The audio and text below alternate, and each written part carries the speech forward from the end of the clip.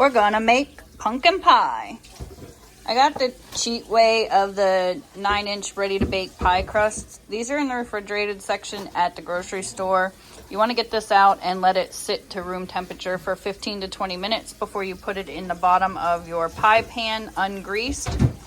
And we're also going to mix up our pumpkin mix, which will be 3 eggs, 1 cup of sugar, which is in here. We're going to use a cup of milk, 1 of the 15-ounce cans of pumpkin, and then you need your teaspoon of cinnamon, a 1/4 teaspoon of cloves, a 1/4 teaspoon of nutmeg, and a 1/4 teaspoon of ginger. So while you're mixing this up, get your oven preheating to 450, which we got it started. We're going to put our pie crust in here because it has set, and we're going to whip up the pudding mix for in the pumpkin pie.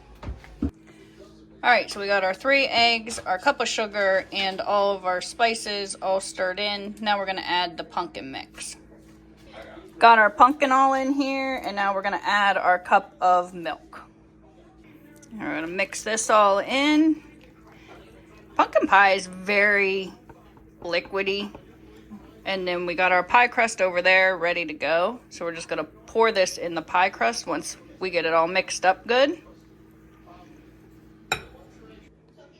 I like to make sure that I put mine on a little cookie sheet just in case it bubbles and boils over. So if you remember, the pie crust is not cooked. Just pour your mixture right in. Our oven is ready to bake at 450. So we're going to put this in the oven for 10 minutes. After 10 minutes, we're going to reduce the heat and we're going to bake it at 350 for about 40 to 45 minutes. And once you insert a fork or a toothpick and it comes out clean, it is done.